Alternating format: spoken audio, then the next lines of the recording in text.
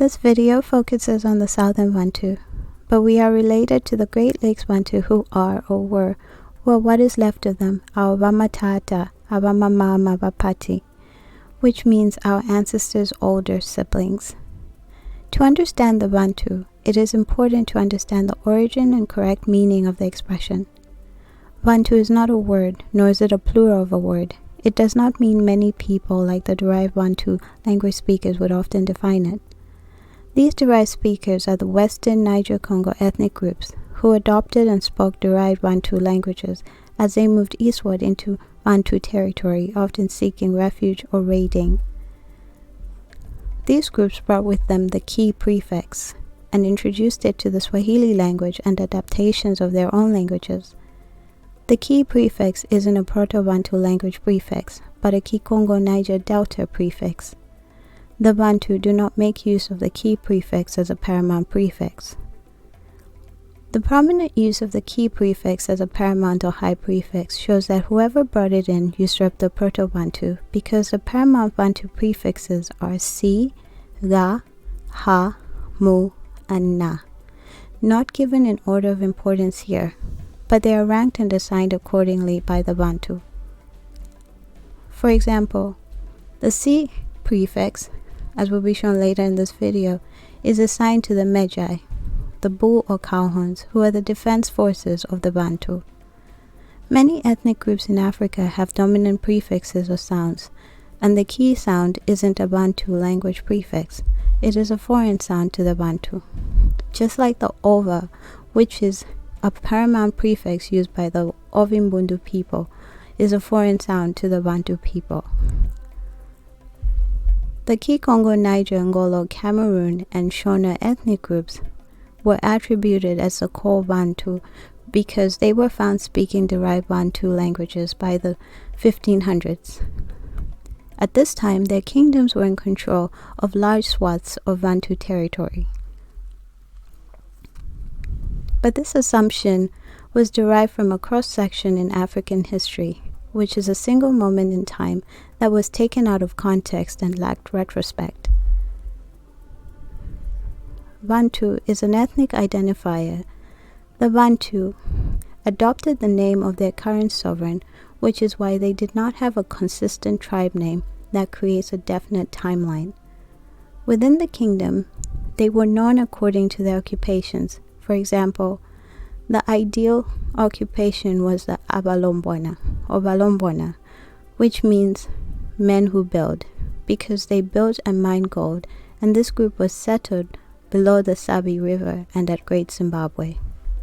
The last known record of what they were called as an ethnic group named for their sovereign is Mananza, which was incorrectly recorded as Manansas, because most Europeans typically had a hard time discerning Bantu sounds or understanding the nuances of the expressions. Mananza was their last king, who was murdered by the insurgent Zulu lieutenant Mzilikazi in 1838. He was murdered in his royal court at a peace conference with Mzilikazi, which is why we don't do peace conferences. After this event, the Bantu were collectively known as Batonga, which means displaced people or people without a king.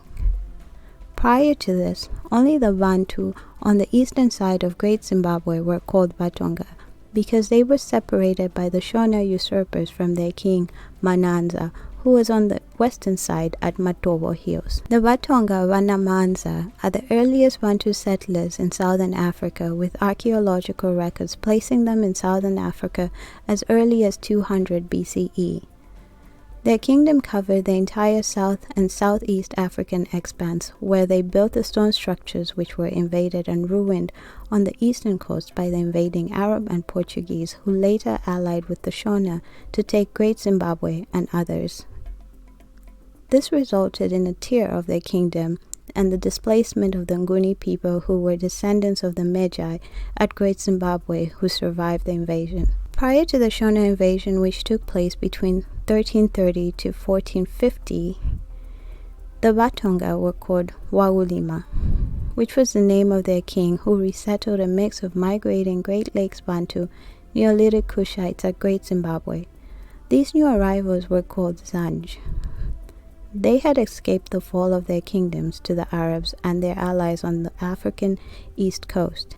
This event took place in approximately 1030 AD, which is evident in the change of the culture of Great Zimbabwe, which signaled a new population who shared their own practices and also absorbed the older population's practices. So we are certain this wasn't an invasion but a resettlement. This group used the C prefix, which is a dominant prefix among the Nguni people. The C prefix is a prefix assigned to the generals or defense forces who formed the Medjay or bull or cowhorn branch of the Bantu kingdom.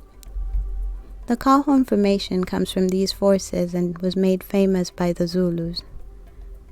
At Great Zimbabwe, the Medjay were positioned as the second and last line of defense that supported the Mongas, who were stationed along the Zambezi at Sena and Tete. Once Great Zimbabwe had fallen to the Shona of Changambire and his Arab and Portuguese allies, the Nguni moved south in different phases, and the old Batonga kingdom was finally split and fractured. The Batonga speak the Proto-Bantu language, which is a linguistic continuity of Majwi Nejali, which is the ancient Egyptian language. Majwi Nejali is an expression that is still used in Plateau Tonga. Majwi means voice or speech, and Nejali invokes a nostalgic time of bliss. The speakers of Plateau Tonga are known as Vanamonze Vana Vajundu. You probably noticed the use of the Va sound, which is a good place to start understanding the correct meaning of Bantu. Plateau Tonga is a spiritual language that heavily relies on synonyms, which allows for a diverse expression and shades of meaning. The old expressions lack linking and conjugations. The language is built on morphemes. Morphemes are the smallest units of meaning in a language. In the Proto-Bantu language, Plateau Tonga, the sounds va, n, and tu all have standalone meanings. Va denotes a blessing, an invocation that brings forth the ideal manifestation of the Va'ila, or those who ascended to the heavens, who are known among the Vanavajundu as Vasangu, the guardian spirits. So strictly speaking, Va, the ideal manifestation of those who flew to the heavens. Sa, my familiars or my people. Ngu, my or ours. This is written in the subject-object-verb formation, but when rearranged to the standard English subject-verb-object form, it reads, the ideal manifestation of those who flew to the heavens, who are our familiars or our people. So Bantu means the ideal manifestation of those who flew to the heavens, who are our familiars. If you hadn't noticed yet, the true Bantu are ancient Egyptian. So how did we get here? A glaring indicator is that the Proto-Bantu language is the language of ancient Egypt, which was brought into southern Africa by the pharaoh, who abandoned ancient Egypt after the Persian invasion for the south and then migrated into southern Africa, where their presence is first detected in approximately 200 BCE. So how come there aren't any hieroglyphs or pyramids in southern Africa? Well, most of it was destroyed in the numerous raids and invasions, and there was no need for pyramids in southern Africa because of the expression Vanavajundu. Jundu means great peak or mount.